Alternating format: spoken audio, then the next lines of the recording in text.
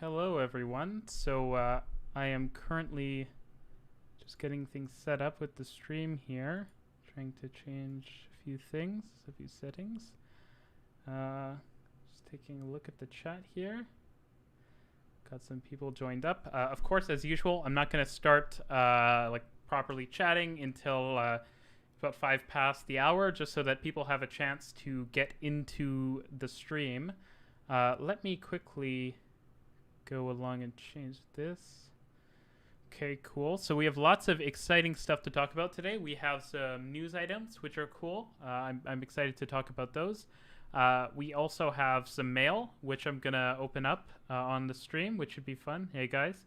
And so lots to talk about. And, of course, happy to chat and answer questions about the channel, about transit, etc. It's been a busy week, and excited to just kind of get onto the stream. So if you are new to the stream, I should let you know that we're going to be streaming every other week. So our next stream will be on February 7th at the same time, 3 p.m. on Sunday, Eastern time, here in Toronto.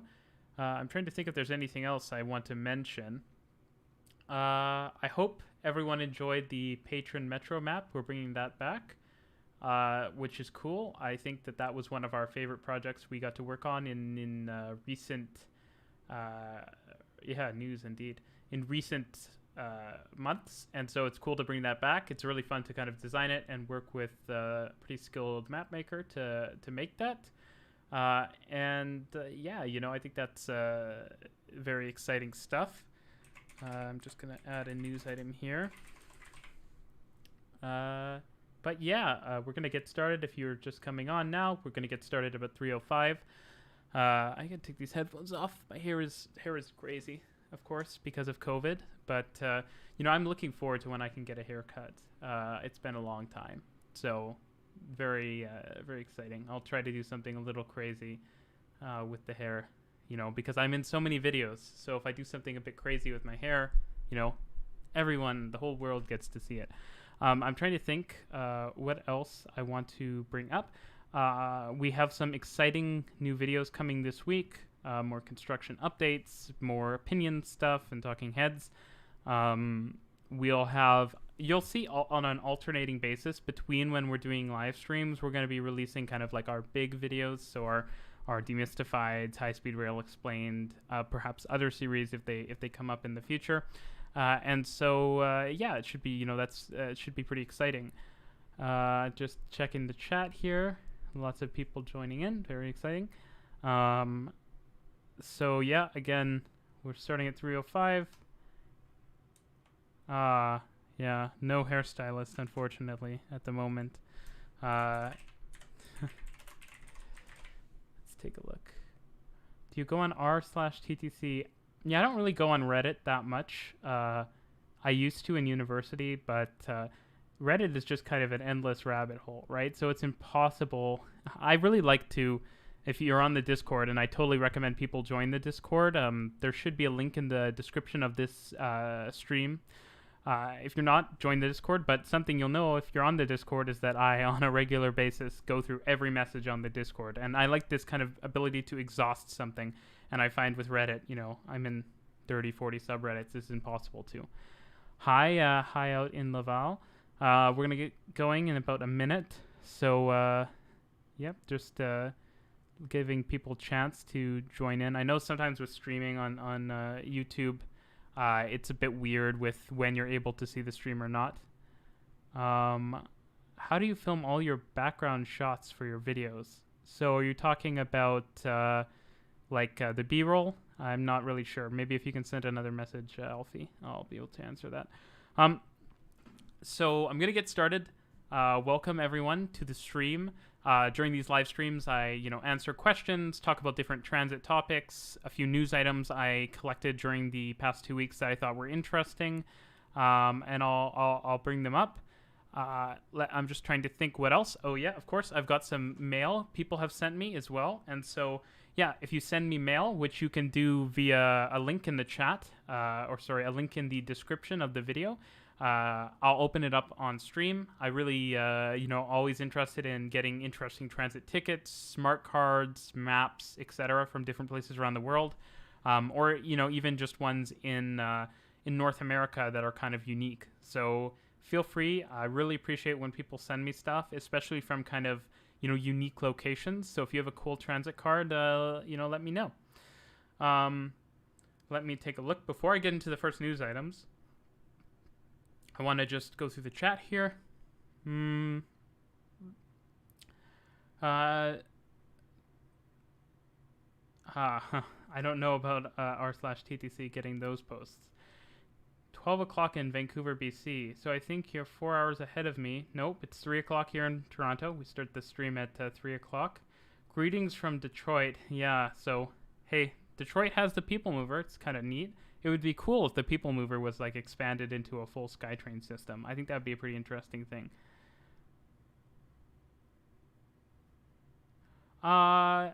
Generally, I have shots of all the Canadian transit systems at this point, except for Edmonton. Sorry, Edmonton.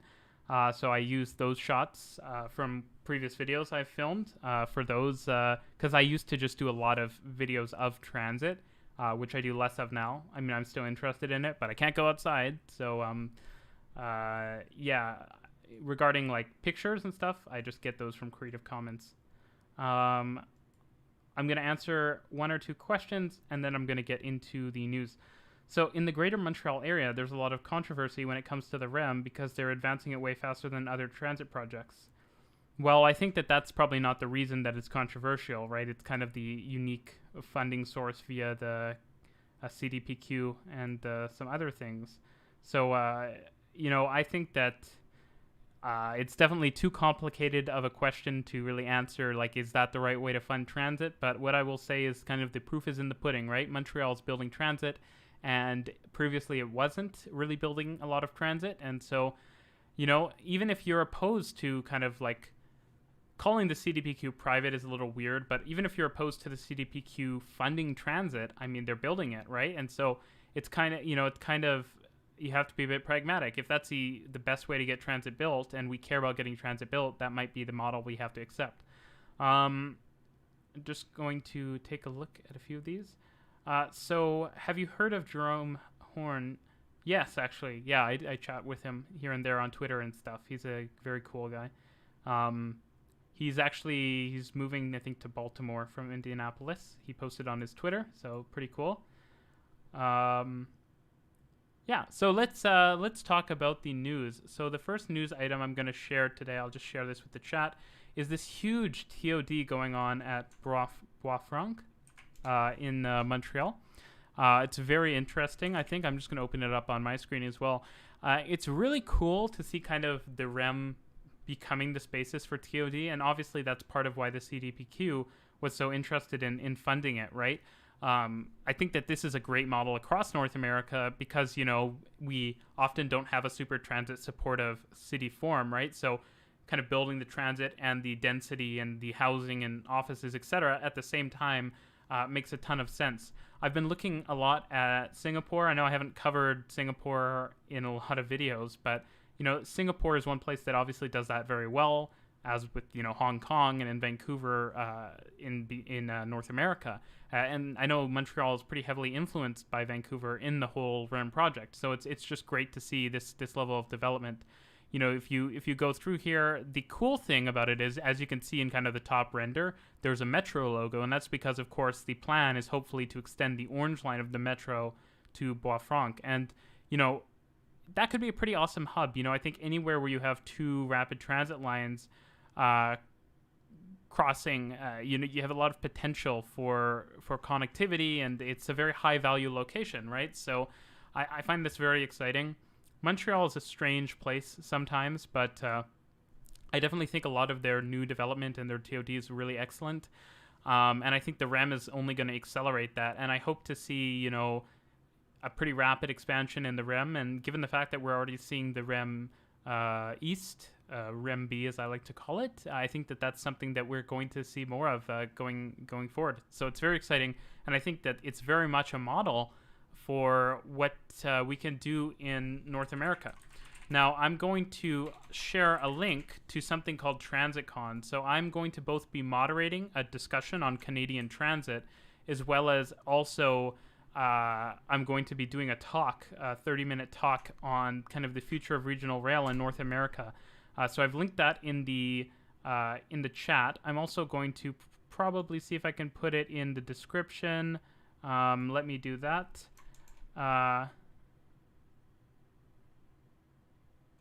Yeah, my French pronunciation is bad, but thank you for pointing that out. But I'm going to be doing this talk at TransitCon. I'm going to link their website in the description, and I put it in the chat. But yeah, I would be happy if people came and checked it out. It's free, so it's, if you're, I know a lot of people who watch my channel maybe aren't professionally involved in transit. Going to these kind of conferences, etc., especially when they're free, it's a great way to kind of get into the industry a bit, meet some professionals, go to talks, etc. And so I think it's a great opportunity. And yeah, my talk will be about regional rail, so it should be pretty interesting. I'm just going to get a sip of water here, and I'll continue.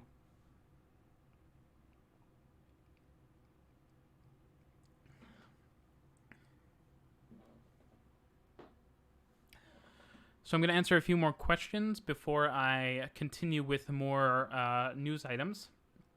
So let's just take a look here. What's your opinion on the CTA Red Line extension and CTA modernization and fast tracks? So this is Chicago. On the whole, I think it's great that Chicago is working on its rail system. I think the red-purple modernization is very exciting, and I saw pictures recently of one of the flyovers. I think it's for the Brown Line to fly over the red and purple, which is very exciting. But Chicago is a city that's not doing enough in transit. Chicago used to be kind of this world-class city for transit, and while it's still a more extensive system than Toronto's subway, albeit it will not be that long because Toronto's subway is growing really rapidly. Chicago doesn't have super high ridership compared to Toronto. I think it still has 24-hour service on the red and purple line. I think that's something that maybe needs to be reconsidered so that more time can be spent for maintenance, etc. That might already be happening for red-purple modernization, but it's just something I think is important. I think that Chicago, again, it has really good bones, but a lot of money needs to be spent. You have this city with a very radial network, which is often good, but you have no basically circumferential lines. So, having a loop line, it's funny, yes, there is a loop, but it's in the center of the city. Having something that literally circles the city, and it could be a light automated metro, maybe a REM style sort of thing, which of course I'm a fan of. Doing something like that would make a lot of sense. I also think, you have Metro, which is, got a ton of lines, but it's not the best system, right? It could definitely use a Go RER style modernization, widespread electrification. There's as well as modern rolling stock. Chicago in general, the rolling stock is a very dated style. Even the new cars being produced by CRRC are very dated, and so I think that Chicago is a city that has some great history to it, but it needs to really reinvest to get back to being a world-class transit city. I think it's kind of where Toronto was maybe 10, 15 years ago in that sense.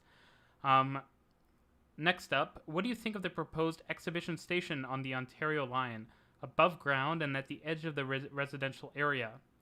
Well, it's not that long of a walk, first of all. Second, I think that, someone sent me a super chat. Well, appreciated, pineapple juicer. If you send me a super chat, I'll make sure to respond quickly. But much appreciated. What do you, so yeah, I might not go into as much detail on some of these questions, but I think that at the end of the day, having a station that connects with other rail lines is really important. I think the good to see someone registered for TransitCon. But I think having that connection to the Go line is super important. I think people still do not understand how important Go is even now, but in the future with Go RER, these lines are going to be almost as important as subway lines. So connections need to be really, prioritized. Okay. How are you doing? I'm doing well. Hmm.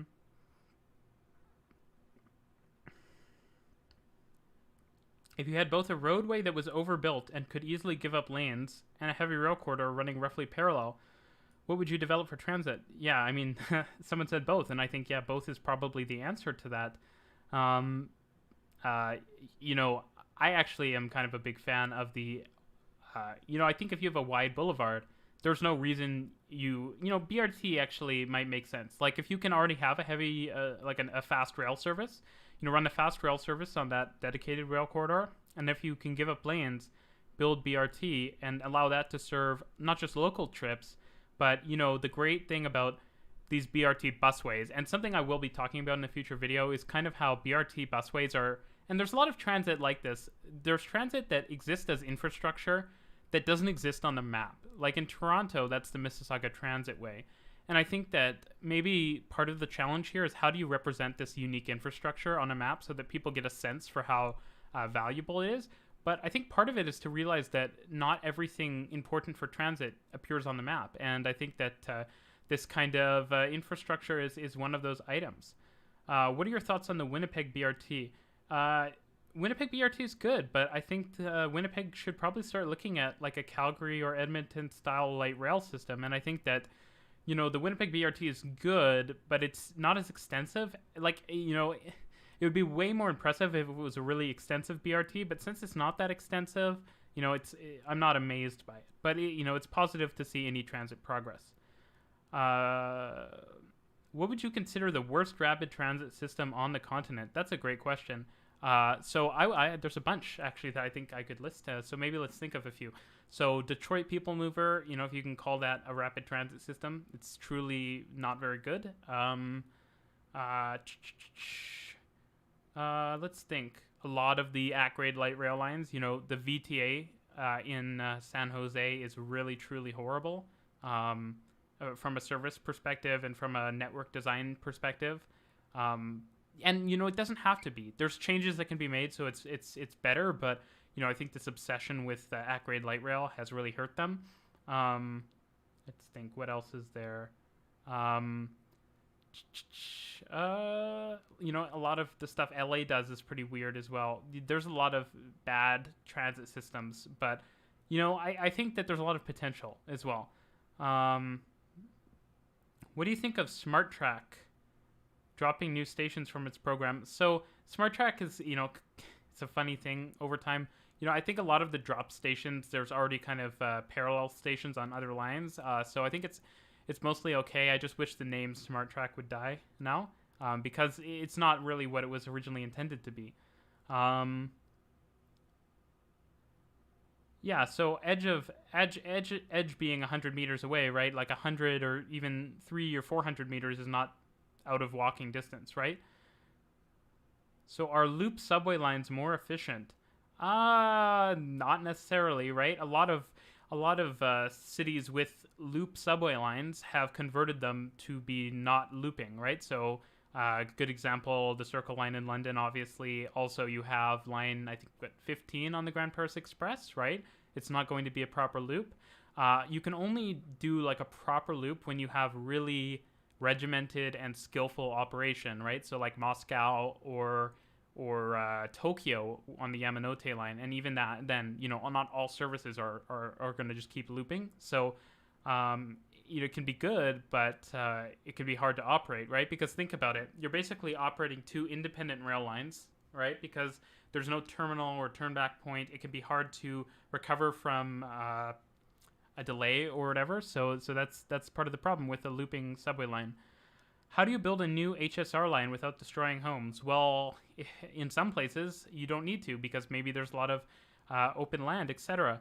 But the reality is that in some places, for transit lines in general, you need to remove homes and expropriate. And I think at the end of the day, it's kind of what do you have to do for the greater good of society, right? Because transit's so important to society. And I think it's interesting because we forget that, like, I don't know if folks have seen the great book, Hitchhiker's Guide to the Galaxy, right? But it's kind of like at the beginning of that, like, highway gets built, your house might get leveled too. So if it's a positive transit infrastructure, I think that that's, it's unfortunate, and obviously it's stressful and difficult for people, but at least in Canada, you get compensated. I think same case in the U.S. And so, sometimes that's necessary.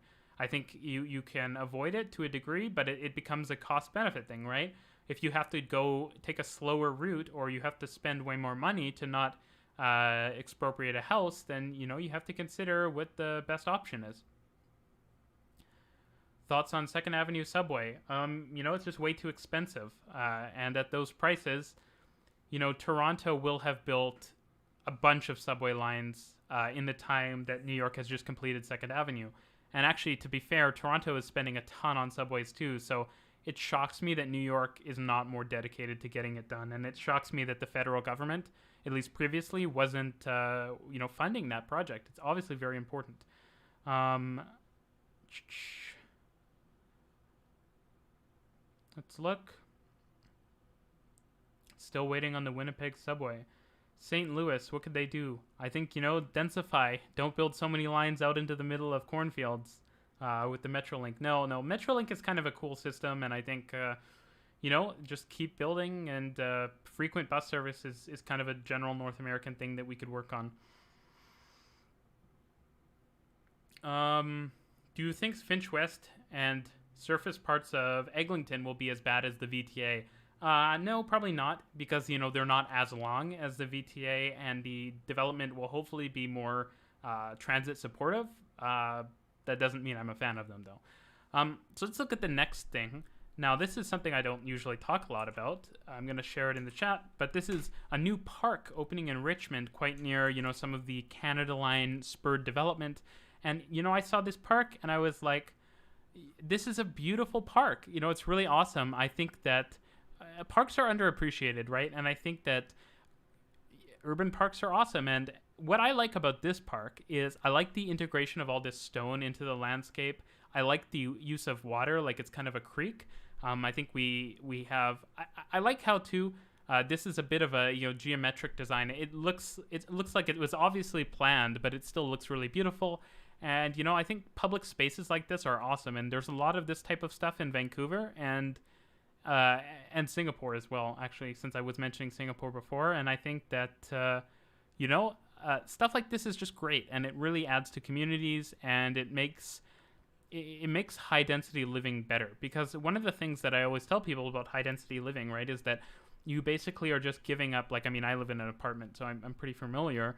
I've also lived in the suburbs and in rural areas, and part of the benefit of high density living is, yes, you give up your backyard, but in exchange, you usually get a lot of parks, etc., that you get access to. And so beautiful parks like this, you're never going to have a backyard as beautiful as this with this kind of amenities and stuff. And so it's a very cool thing to see. And I'm happy to see transit, beautiful parks like this being built near transit. I think, that's one thing Toronto lacks, is a really fantastic park. And hopefully something like the Rail Deck Park can happen someday, and we can have a great downtown park.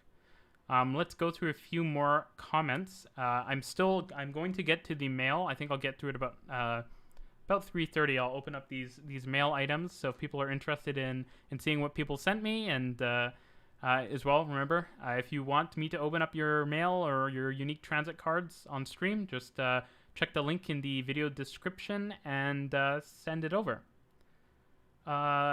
So next. Thoughts on transit on demand for suburban locations? I think it's an okay approach, but I think that too often, these transit on demand schemes just lead to worse transit. I think you should, it's like everything. It's a trade-off. So you might get transit on demand, but I think if you could have a regular, frequent bus service, that's better. I think the only place where this sort of really makes sense is rural areas.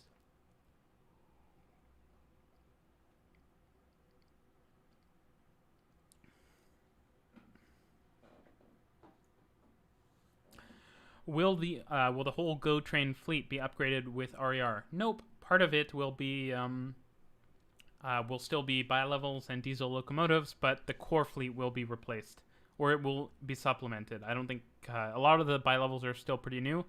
I'm sure some of the older ones, which are like 30 years old, older than that even, will be replaced. What would an improved Canadian intercity network look like? So I think for me, that's high-speed rail in the corridor and between Calgary, Edmonton, and maybe some of the other prairie cities, because it's a lot easier to build in a lot of the prairies. And then intercity buses everywhere else. And from there, you've got this base. You can slowly expand out, and you can link up with your intercity buses.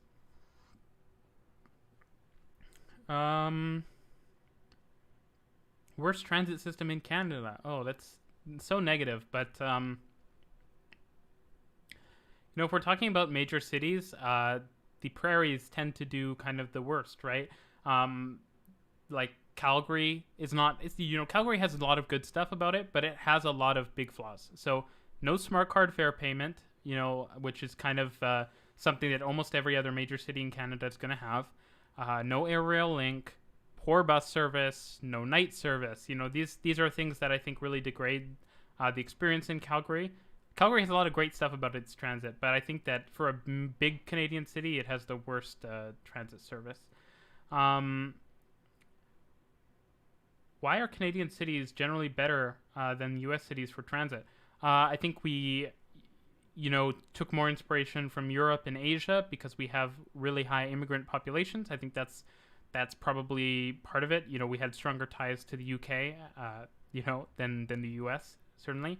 I think that because of our immigrant populations in Canada being so substantial, especially in our large cities, we're very worldly as a country, right? The US is very inward looking. So, when people write about this, when people in the US think about good transit, they just think of New York, right? Which is good, but in terms of big cities, New York is not as good as London or Moscow or Berlin or Tokyo or Shanghai for transit, and in many ways not even as good as Toronto. Like the bus service, for example, is far behind. And so I think the problem in the U.S. is this inward-looking attitude, as well as a lot of social policies and attitudes which are just not conducive to transit. It's kind of seen as a social service, which it is, to be fair, and that's often not super supported in the U.S. in a lot of areas, right? And it's often treated as something that needs to be profitable, and it's not funded super well, and so service isn't very frequent. This is you could write many books on this topic. Work has begun on the future REM station at Dumontagne. Very nice to hear. Exciting. Yeah, Hitchhiker's Guide to the Galaxy is a great book. Yeah, exactly. Yeah, we had no problem destroying homes for highways. And we destroyed, especially in the States, right? For the interstates and downtown cores, which you don't see very much of in Canada, is large highways in downtown cores. When there is one, it's usually adjacent. It's usually not like in a trench like in a lot of U.S. cities. So yeah, that destroyed a lot of communities, and there was a lot of, racism involved in a lot of that. It's very sad. Transit on demand. Yeah, I saw Jeff Marshall's video. That was pretty cool, but I do wonder about this is the UK and this is North America. I sort of wonder if it would be different if we implemented a similar system here. Let's look. You should become the Canadian Minister of Transport one day. Well, I would probably love to. I think it would be cool. I don't think BART is the worst transit system, but it has a lot of problems.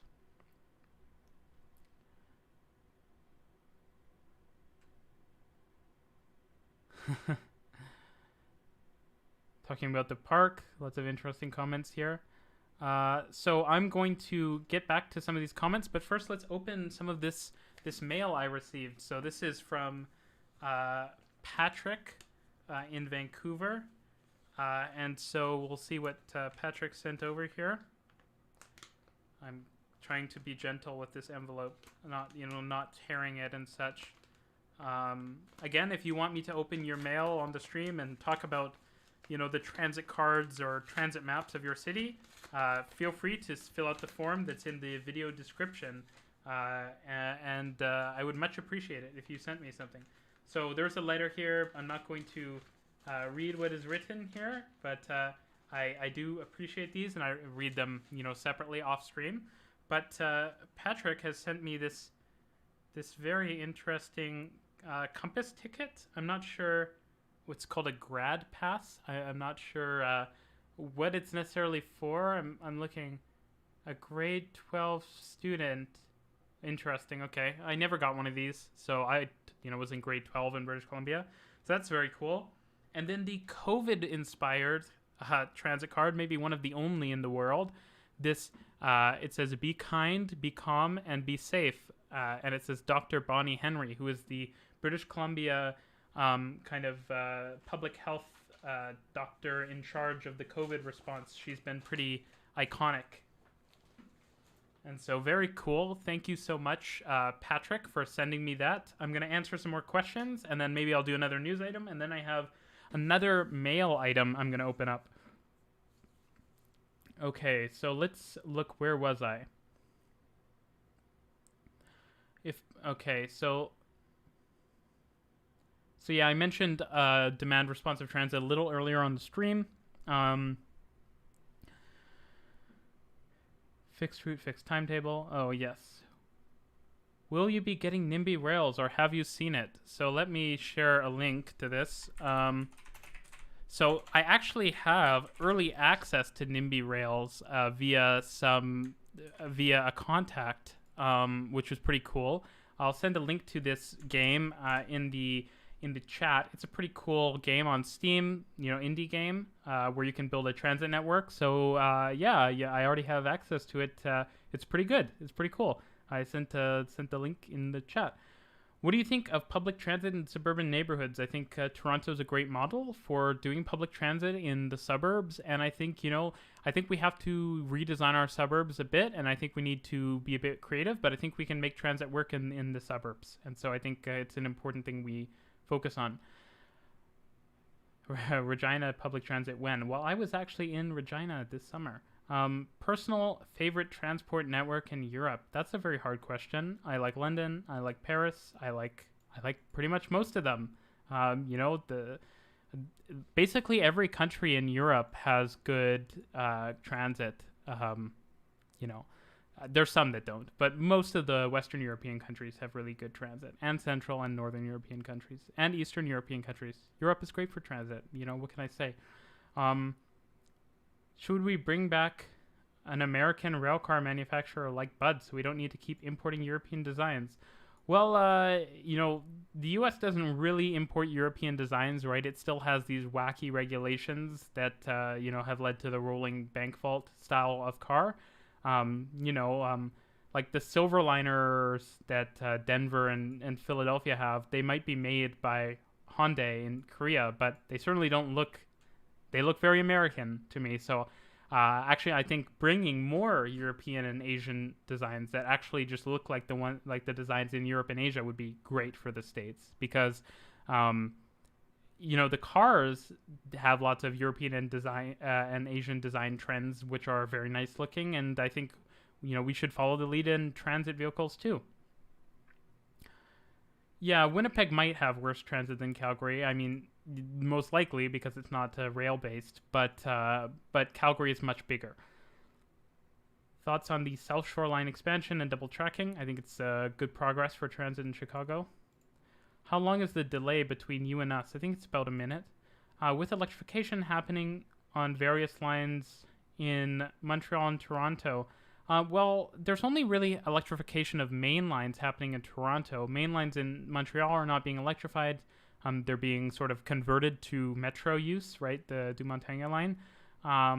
So I think that's a big part of it. There's no reason you need to be dual mode if you don't have to be. I think that since electrification, we're not putting up poles yet. So I think when VS sees that that's happening, maybe then they'll start looking at dual mode locomotives. But I think because most of VIA's corridors are not electrified, the cost of getting a dual mode locomotive, more expensive, less efficient, is probably a bit too high for them to consider doing that right now. Opinion on TTC buses. They're great. Bart has a lot of cool features. Yes, it does. You know, giant trains that look quite cool, elevation in some areas, kind of regional metro service. There's a lot of good stuff about BART. Should California high-speed rail get canceled after the initial operating segment? You know, it's a hard question to ask. I think that a reckoning is needed because California high-speed rail has a lot of problems, which is sad because it's such a desperately needed service. Is work on Go RER ongoing? Yes, but it's not like a phased thing, right? It's a piecemeal project where grade separations and station upgrades and tunnels in some places, etc., are being built. And you know, you can expect more coverage from me on those various works. You know, I've covered a lot of station expansion works. I'm going to be covering grade separation and tunneling works. And so, yeah, like work is ongoing. That's why corridors are being expanded and stations, etc. They're all being built with electrification in mind. So clearances, etc., are ready for electrification, and electrification should happen in a couple years from now. What do you think about bringing back the Northlander train between Toronto and Cochrane? I'm going to get a sip of water.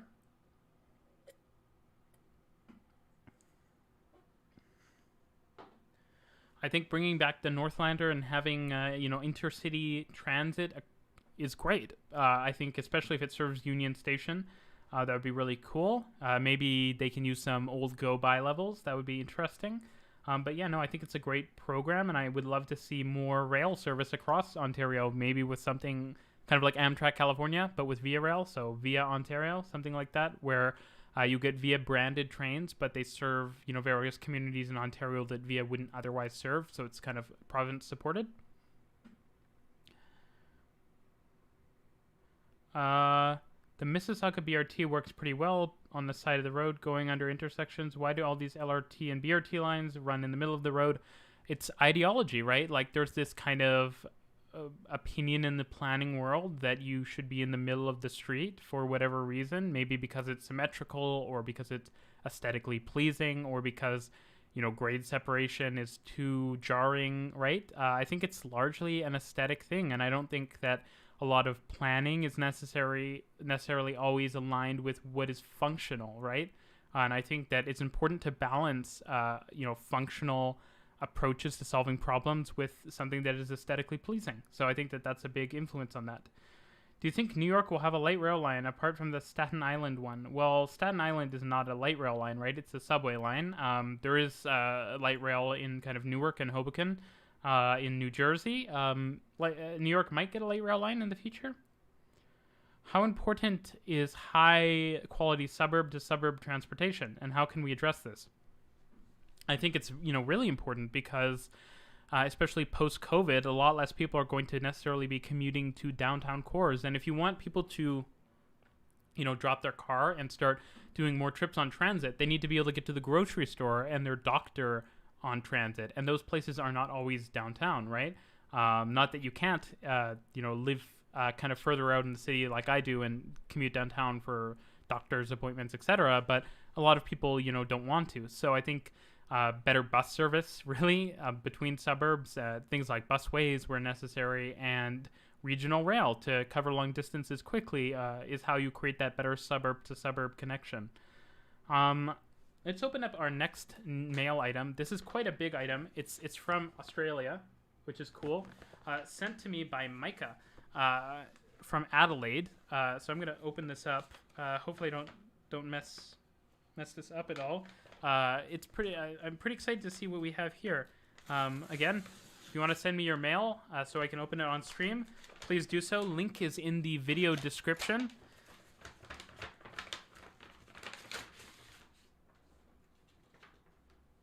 I need to make sure I'm not forgetting anything in here.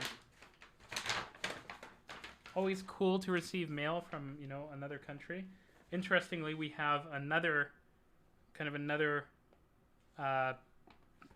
mail item. This was returned. So basically, Micah sent it to me. I moved from Vancouver to Toronto, and then Micah resent it to me. So I very much appreciate that. I'm gonna open this.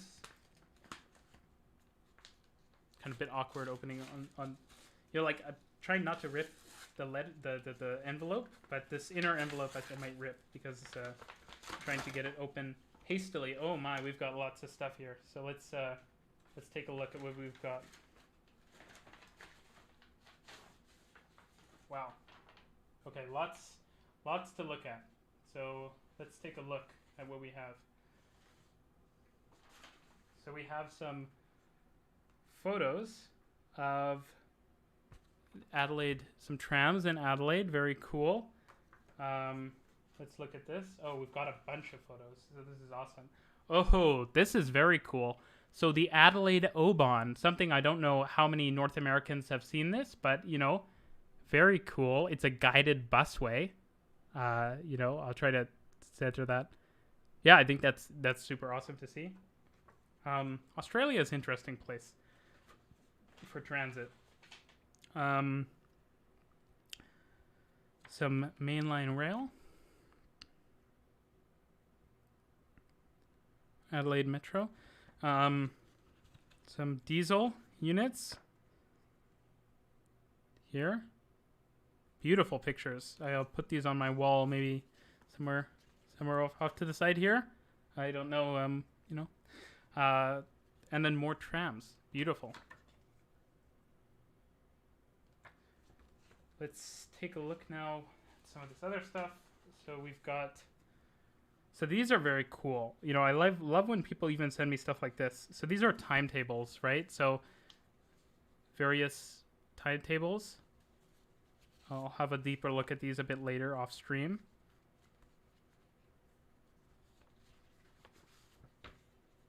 They're kind of like folded up here, but very cool to look at. They're all 2018, 2019 schedules. And it's cool, if you look at the little compass rose in the corner, it tells you which direction these lines run in, which is cool. We've got the trams. Very cool.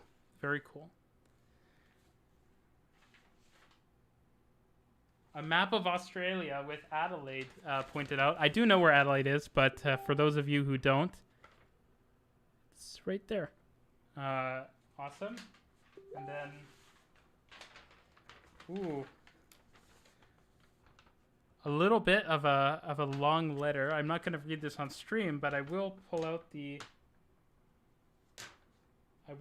this very nicely attached Metro card from Adelaide. This is really cool to get, and this is something that is awesome.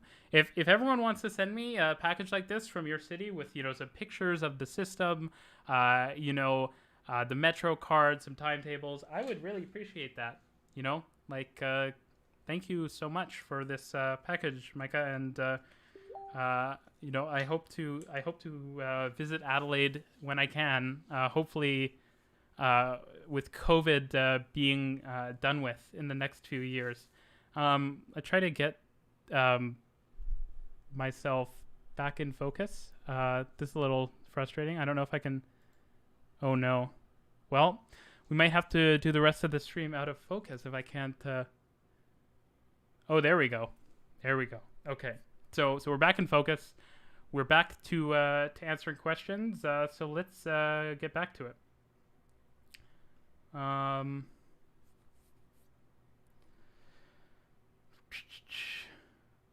More suburban Ontario should adopt BRT. It's a cheap mode of rapid transit that, when done right, is effective. I couldn't agree more. It's definitely a great option. What do we do about high fares? And because of it, not many people use transit. Well, you've got to bring the fares down, get more government subsidy, typically, right? Or make your transit better. You need to do one of them, otherwise people are just not going to ride. You know, some places with great transit, like London, have super high fares. Some places with great transit have super low fares, like Delhi, for example. You need, either you have a lot of demand, and then you can afford to have high fares, or you need to provide a really good service, right? So... what do we do? Okay, here. I like to imagine the FRA finally lets up an explosion of European and Asian design trains happens. Well, that's kind of already happened, right? The FRA is starting to allow a lot more exceptions to rules, and that's how the Caltrain KISS trains got through, and we hope to see more of that happening soon. What's your favorite transit system in the world? I don't think I have one. I think one of the cities that I would, if I were to say cities that you know, if I could show someone one city to try to convince them that transit's a great thing, it would probably be Tokyo. So I think that's, if that means anything to you. How likely do you think it is for VIA HFR to actually happen? Fairly likely, at least the non-electrified version. Wait, Go RER will have tunnels. Where? Under the 401 and 409. There's going to be a tunnel. It's not a central city tunnel, but it is a tunnel. It's pretty substantial, so it's very interesting.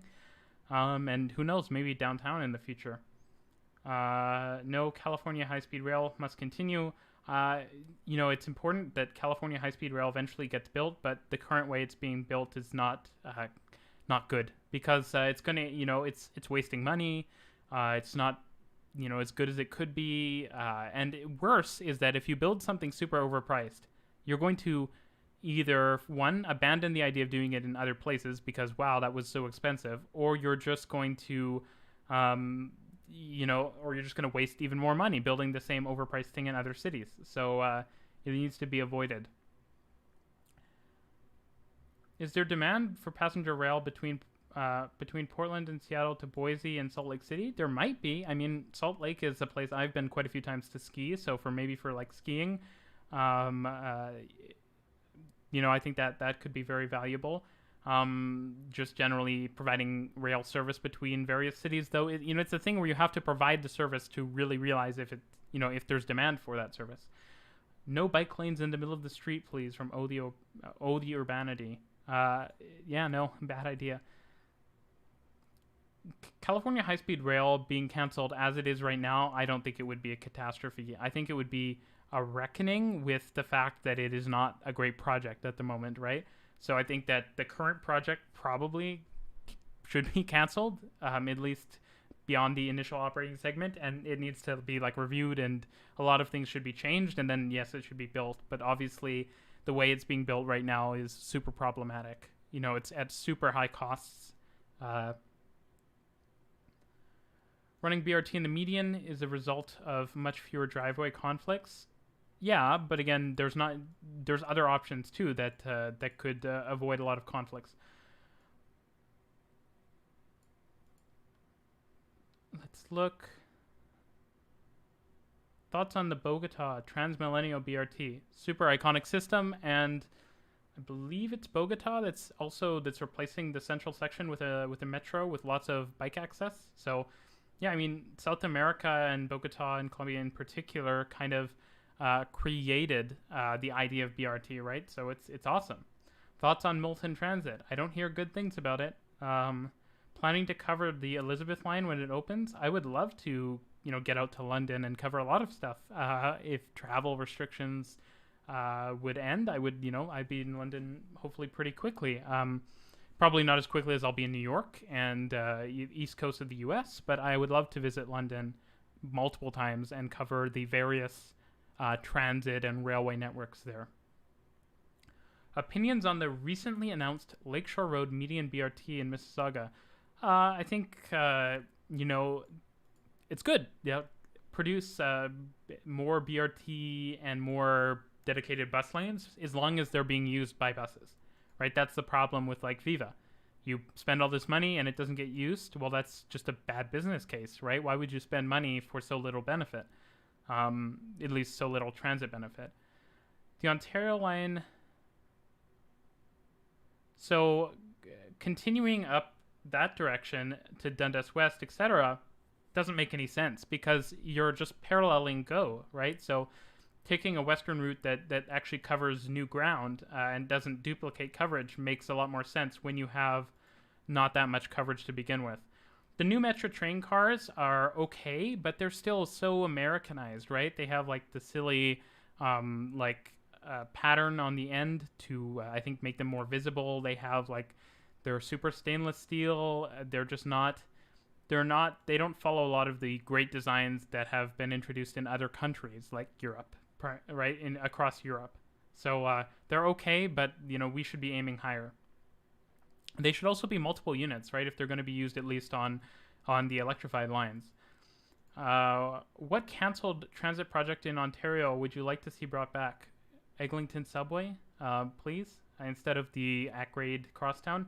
No, honestly, I think go ALRT probably, right? Like, I think we still kind of need a region crossing line in the northern area of the Toronto region. Let's look.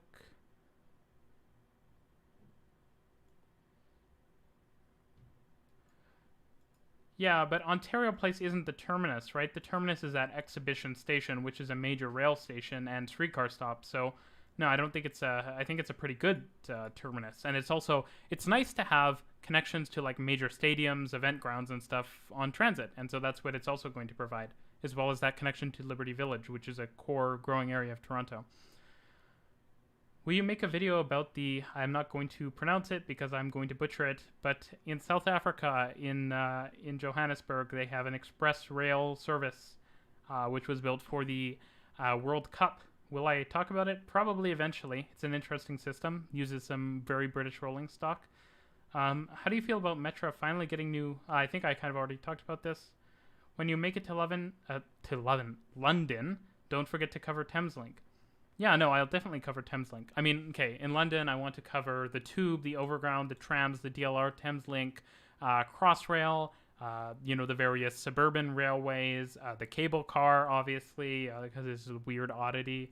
The Tube itself is gigantic. The DLR is gigantic. The Overground is pretty big. Crossrail in itself is a large line. Heathrow, you could talk about the transit at Heathrow. There's tons to talk about in London. Is there a convenient rail connection between Detroit and Windsor? Yes, but for freight rail.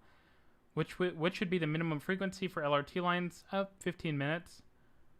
Yeah, so let's just talk about a few more of these news items. So one of them is a little self-serving here. It's the Point Defiance bypass testing. So I'm going to open this up. So if you don't know about the Point Defiance bypass, basically south of Seattle, on the Amtrak Cascades rail corridor, which is one of the most successful rail corridors in North America, there's, this line typically follows the coast. So it's very circuitous. And this Point Defiance area, it kind of goes like this and then up and then back down.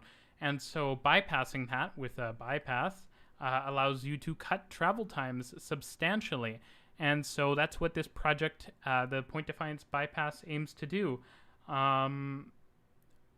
Basically cut travel time on the corridor between Vancouver, BC, and Portland, Oregon by 10 minutes, which is pretty substantial, on a couple-hour trip. 10 minutes is quite a lot. So it's a great change. Unfortunately, this line was actually open previously, but what happened was there was a crash, which some of you may remember, on the first revenue service due to some overspeed issues over a viaduct. And so it's a sad story, but it's good to see that this line is getting put back into use, and hopefully it can, increase service on the Cascades route can lead us to HSR eventually.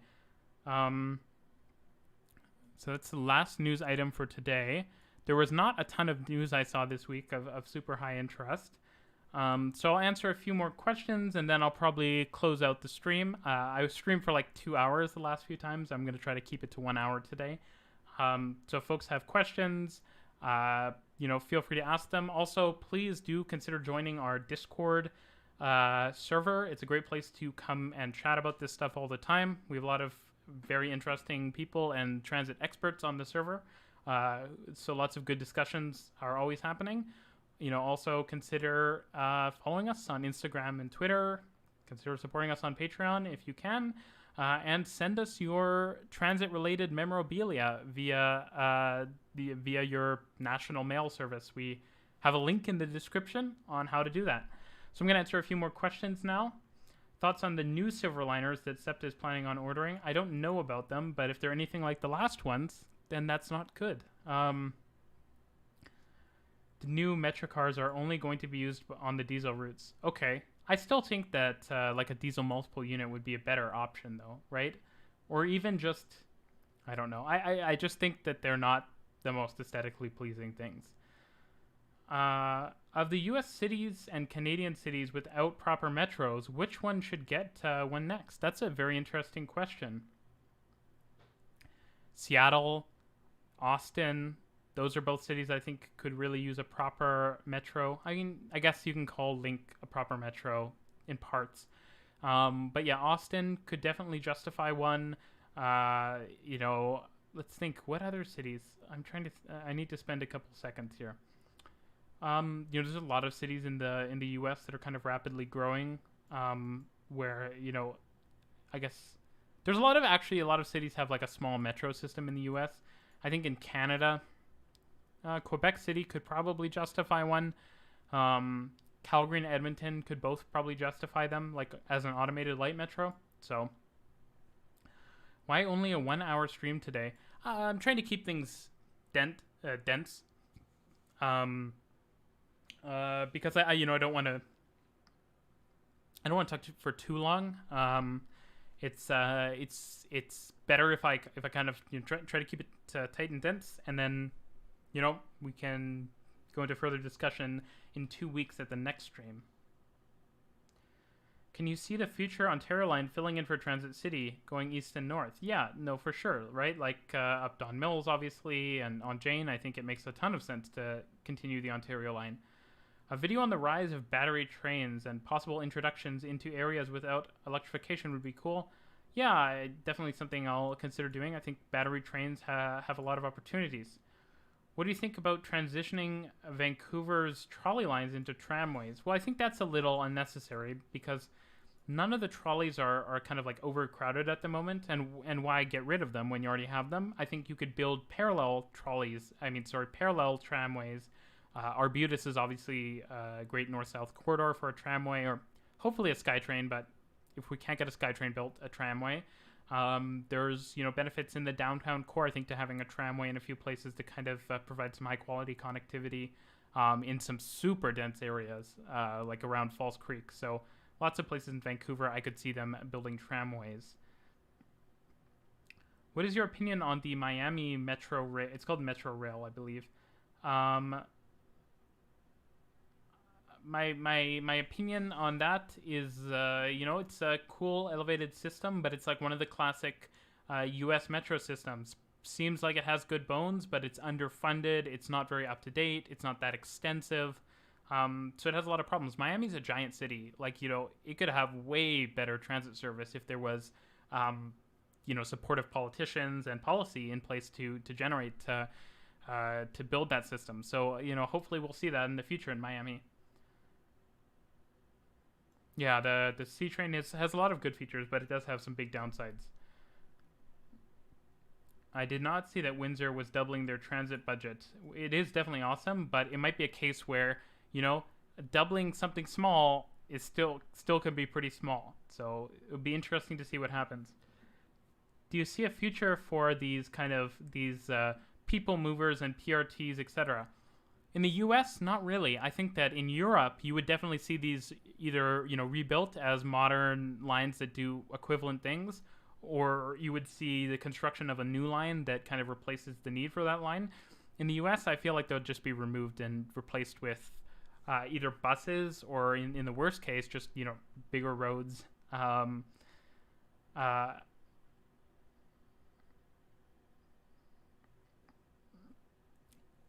Yeah, I definitely think extending extending some of the Toronto streetcars in general, like a little further along their lines, would be interesting. I think it'd be a good decision, especially as we have more rapid transit lines that kind of intercept them. So you might have a long streetcar or tram line, but if you have a metro line cutting through the middle, well then you can keep extending because what you do is you capture a ton of riders as you're going to the metro line. You drop a ton of them off. Now your vehicle's almost empty again, and you can refill as you're heading downtown. So you actually, you get even more benefit from the local transit line when you do something like that. Favorite up and coming metro system? Sydney Metro is pretty cool, right? I think that's a very one of the more aggressive plans for a city that didn't have a metro previously. I think HART in Honolulu, if it wasn't having so many budgetary and scheduling issues, would be an awesome system. I still think it will be an awesome system, but it's very cool to see that up and coming. Macau is doing kind of a metro system. That's pretty cool in my opinion.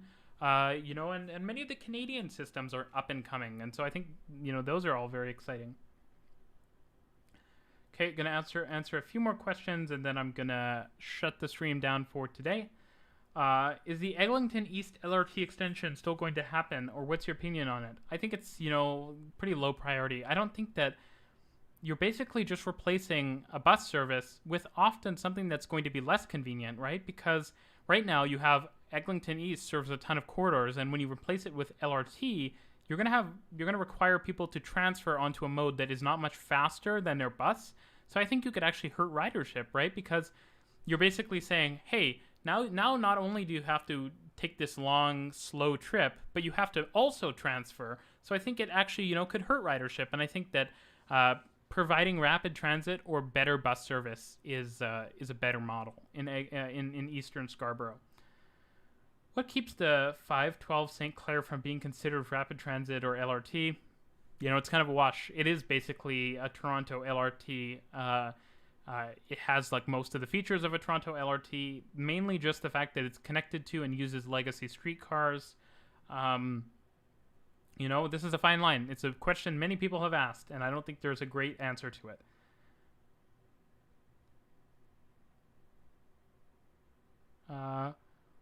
What do you think about implementing car-free Sundays on some corridors, Robson in Vancouver, Yonge in Toronto, to encourage biking and walking? I think it's a great idea. I think it's fantastic. I actually remember attending university at the University of Toronto, and often you would see that, like major streets downtown would get shut down on the weekend, and you'd be able to walk around, and people would, just hang out and walk around with a lot more space. Especially Yonge Street in Toronto is like maybe the most pedestrian hostile street in North America, based on like how much pedestrian traffic there is versus how much sidewalk space there is. So, no, it's a great idea.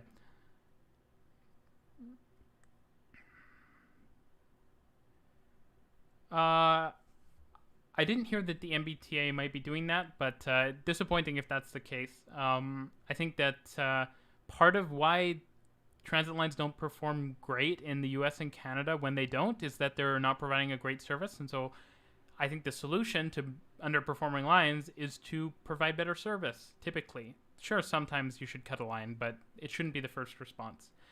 Well, I think that's it for today's stream. I really enjoyed talking to everyone. If I see a few more questions come in, I'll answer them. But yeah, I appreciate everyone coming on and watching. If you're not already, go follow us on social media, join the Discord, and come chat with us there. And send me your, wonderful transit-related memorabilia and transit cards and maps from around the world via the link in the video description. We really appreciate it, and we'll open it up on our next stream, which is happening in 2 weeks on the 7th of February. So watch out for links, which will be provided to that in the next couple days and weeks.